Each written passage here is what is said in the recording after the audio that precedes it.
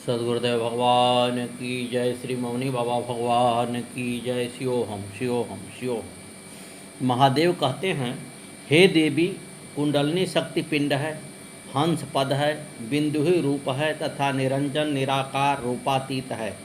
ऐसा कहते हैं। जो पिंड से मुक्त हुआ, पद से मुक्त हुआ, रूप से मुक्त हुआ और जो रूपातीत से मुक्त हो सका है, श्रेष्ठ मुख वाली, उसी को मुक्त कहते हैं। इसमें कोई संशय नहीं है। गुरु गीता के उपयुक्त दो महामंत्रों में योगी जनों का समस्त योग साधना का सार है। बिरले ही इसकी अनुभूति कर पाते हैं। भगवान शिव बड़े क्रम से माता भवानी को इस रहस्यों की जानकारी देते हैं। वे कहते हैं कि कुंडलनी शक्ति ही पिंड है। इसका तात्पर्य यह है कि जब तक योग साधना में कुंडलनी शक्ति सुप्त रहती है, तब तक वह देह बोध और देहाभिमान से बंधा रहता है। ऐसा व्यक्ति कितनी ही पुस्तकें पढ़ डाले, भले कितने ही शास्त्रों का अध्ययन कर ले, पर उसे देह बोध से मुक्ति नहीं मिलती। इसके पास तर्क तो है, पर बोध नहीं होता है। ये बातें कितनी ही ऊंची क्यों न करे, पर वह वासनाओं की कीचड़ और कलुष से मुक्त नहीं हो पाता। उसे यह मुक्ति मिलती है कुंडलनी शक्ति के जागरण से।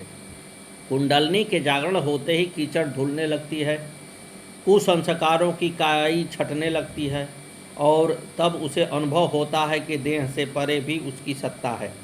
इस तरह ऐसा साधक कुंडलनी के जागरण एवं ऊर्ध्वगमन के साथ ही पिंड से मुक्त हो जाता है। परंतु यह मुक्ति का पहला चरण है। इसके आगे की यात्रा तब संभव होती है जब वह पद को पहचानता है, प्राण रूप हंस की सूक्ष्मताओं एवं विचित्रताओं से परिचित होता है। देह में जितने बंधन हैं वे सब के सब स्थूल हैं, परंतु प्राण की प्रकृति देह की तुलना में सूक्ष्म है। इस प्राण को भली भांति जान लेने पर, इसे अपनी साधना से स्थिर कर लेने पर उसे पद मुक्ति के रूप में मुक्ति के दूसरे चरण का अनुभव होता है। इस अवस्था में पहुँचे हुए योगी को वासनाएं नहीं सताती, कुसंस्कारों की कीचड़ उसे कुलसित नहीं करती। वह भय से सर्वथा मुक्त होता है। परंतु यहीं से उसके जीवन में रिद्धियों का, सिद्धियों का सिलसिला प्रारंभ होता है। परिष्कृत प्राण एवं पारदर्शी मन उसमें अनेक अलौकिक विभूतियों को जन्म देता है। हालांकि इसमें स्थूल जैसा कोई कुछ भी नहीं होता, परंतु इसके प्रयोग एवं परिणाम से सूक्ष्म अभिमान तो जागता ही है। इनसे छुटकारा इतना आसान नहीं है। यह तो योग साधना को केवल आत्म साक्षात्कार के बाद ही उपलब्ध होता है, किंतु यह तभी होता है जब इसे बिंदु रूप आत्मज्योति का दर्शन हो। यह दर्शन ही आत्म साक्षात्कार है। जो योग साधना इस आत्मस्वरूप का साक्षात्कार करता है, वही मुक्ति के अगले चरण यानी कि रूप मुक्ति का आनंद उठा सकता है। योग साधना की यह अवस्था पूर्णतः द्वंद्वातीत होती है। न यहाँ सुख होता है न दुख हो। किसी तरह के सांसारिक लौकिक कष्ट उसे कोई पीड़ा नहीं देते।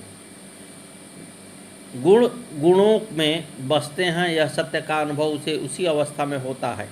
उपनिषदों में इसी को अंश मात्र आत्मज्योति का साक्षात्कार कहा गया है। इस ज्योति के दर्शन मात्र से योग साधना को स्वयं का ज्ञान एवं आत्मरूप में स्थिति की प्राप्ति होती है। इस अवस्था का सच एक ऐसा सच है जिसे अनुभवी ही जानते हैं, वही इसका सुख एवं आनंद भोगते हैं। मुक्ति की यह अवस्था पाने के बाद भी भेद बना रहता है। जीव सत्ता एवं परमात्मा सत्ता के बीच पारदर्शी दीवार बनी रहती है। कुछ वैसा ही जैसे कि लैंप की ज्योति एवं देखने वाले के बीच शीशा आ खड़ा होता है। देखने वाला ज्योति को देखता है, परंतु इसे छू नहीं सकता, इसमें समा नहीं सकता। कुछ इसी तरह आत्मज्योति में स्थिर हो जाने के बाद जीव सत्ता को परमात्मा की अनुभूति तो होने लगती है, परंतु भेद करने वाली पारदर्शी दीवार नहीं रहती। यह अवस्था आनंददायक होते हुए भी बड़ी पीड़ादायक एवं तड़पण वाली होती है। अनुभवी जनों को ही इसका अनुभव होता है। इस पारदर्शी दीवार को भेदना किसी साधनात्मक पुरुषार्थ से संभव नहीं है। कोई भी योग साधना किसी तरह की तकनीक से यह कार्य नहीं हो सकता है। इसके लिए बस भक्त की पुकार और भगवान की कृपा का मेल चाहिए। शिष्य की तड़पन एवं सद्गुरु की कृपा से ही यह दीवार गिरती है। बड़ी कठिन एवं मार्मिक बात यह है, जो यहाँ लिखा और कहा जा रहा है उसे पता नहीं कौन किस तरह से समझ सकेगा, पर यही सच है, यही सच है, यही सच है। जिसे अपने गुरु की कृपा मिल जाती है उसी को रूपातीत निरूपण का ज्ञान होता है और फिर इसी के साथ वह स्वयं भी रूपातीत एवं निरूपित हो जाता है। यही संपूर्ण मुक्ति है। सद्गुरु की अपने शिष्य पर अनूठी कृपा है। इस कृपा को पाने वाला कौन होता है, इसे भगवान सदाशिव अगले क्रम में बता रहे हैं। गुरु गीता के महामंत्र में साधक, साधना एवं सिद्धि तीनों का तत्वबोध पिरोया है। सद्गुरुदेव भगवान की जय। श्री मौनी बाबा भगवान नमो नमः। इन मंत्रों में बार बार चेताया गया है किसी से साधक क्या करे। किसी मंत्र को दोहराने वाले अथवा ध्यान के लिए गुमसुम बैठे रहने वाले को न तो शिष्य कहते हैं और न साधक। शिष्य और साधक तो किसी की समूची जीवनचर्या, जीवन शैली और जीवन दृष्टि का नाम है। यह सत्य जहाँ है वही शिष्यत्व है। अपने कान में मंत्र सुनने वाले को शिष्य नहीं कहते। दीक्षा के कर्मकांड भर से किसी को शिष्यत्व उपलब्ध नहीं होता। यह उपलब्धि तो बलिदानी भावना एवं समर्पण की सतत साधना से हुआ करती है। जिसके अंतःकरण में यह घटना घट चुकी है अथवा घटित हो रही है, समझो वही शिष्यत्व का उदय हो रहा है। वहीं पर एक साधक का व्यक्तित्व अपना आकार पा रहा है। यही स्थिति साधना की है। साधना मन, अंतःकरण एवं जीवन के परिष्कार का नाम है। फिर वह चाहे कैसा भी हो, चाहे इसके लिए कोई मंत्र जपना पड़े अथवा ध्यान करना पड़े या फिर किसी सेवा कर्म में लगना पड़े। किस मंत्र का जप करना साधना है अथवा ध्यान की किस प्रक्रिया का करना साधना है, ये सभी सवाल अर्थहीन हैं। सच यही है कि अपने सद्गुरु उपदेश के अनुसार, उनके आदेश के अनुसार जीवन जीने को साधना कहते हैं। फिर वह चाहे कितना ही अटपटा क्यों न हो। देवर्षि नारद के उपदेश से मरा जपने वाले क्रूर कर्मा रत्नाकर महर्षि वाल्मीकि हो गए। गुरु के आदेश के अनुसार जीवन जीने की परिणति उनके जीवन में साधना की चरम सफलता के रूप में साकार हुई। इसी तरह से सिद्धि व्यक्तित्व की विराट में विलीनता है। अहंता का, वैभव का अपने सद्गुरु में विसर्जन है। व्यक्तित्व की सर्वमयता ही साधक और उसकी साधना की चरम उपलब्धि है। जिसे यह स्थिति हासिल हो सकी, समझो उसी की साधना सफल हुई। उसी को सिद्धि ने दर्शन दिए, उसी को तत्वबोध प्राप्त हुआ, उसी को मुक्ति मिल सकी। गुरु गीता के पिछले क्रम में इसी रहस्य को भगवान भोलेनाथ ने माँ जगदम्बा को समझाया है। इसमें उन्होंने कहा है कि हे महादेवी, कुंडलिनी शक्तिपिंड है, हंस पद है, बिंदु ही रूप है तथा निरंजन निराकार रूपातीत है। ऐसा कहते हैं। जो पिंड से मुक्त हुआ, रूप से मुक्त हुआ और रूपातीत से मुक्त हुआ, उसी को मुक्त कहते हैं।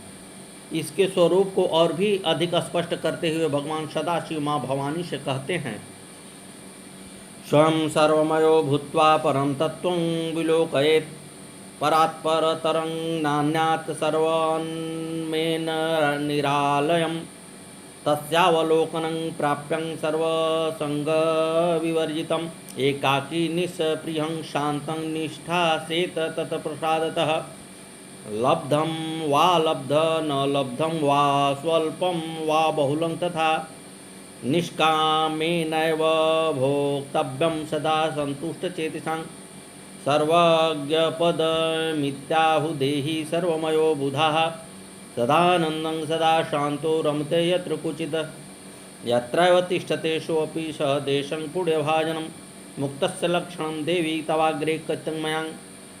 ऐसा मुक्त पुरुष स्वयं सर्वमय होकर परम तत्व को देखता है। वह इस सत्य को अनुभव करता है कि न तो कोई दूसरा है और न ही इस आत्म तत्व से बढ़कर कोई श्रेष्ठता है।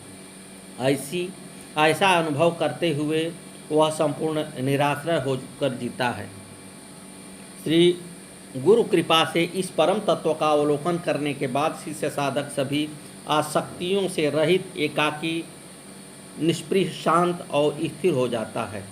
उसे अभिष्ट मिले या न मिले, उसे ज़्यादा मिले अथवा थोड़ा मिले, इस चिंता को छोड़कर वह सभी कामनाओं से रहित संतुष्ट चित्त होकर जीवन यापन करता है।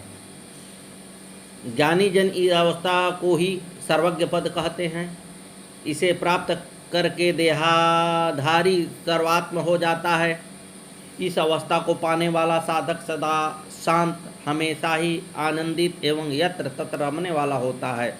भगवान सदाशिव कहते हैं, हे देवी, इस तरह से मैंने आपको मुक्त पुरुष के लक्षण सुनाए। ऐसा मुक्त पुरुष जहाँ कहीं भी निवास करता है वह देश पुण्य भूमि हो जाता है। ऐसे व्यक्ति का दर्शन, सानिध्य सभी कुछ दुर्लभ है, परंतु इसे अनुभव वही कर पाता है जो सच्चे साधक हैं। सद्गुरुदेव भगवान की जय। श्री मौनी बाबा भगवान नमो नमः। आगे की कथा कल।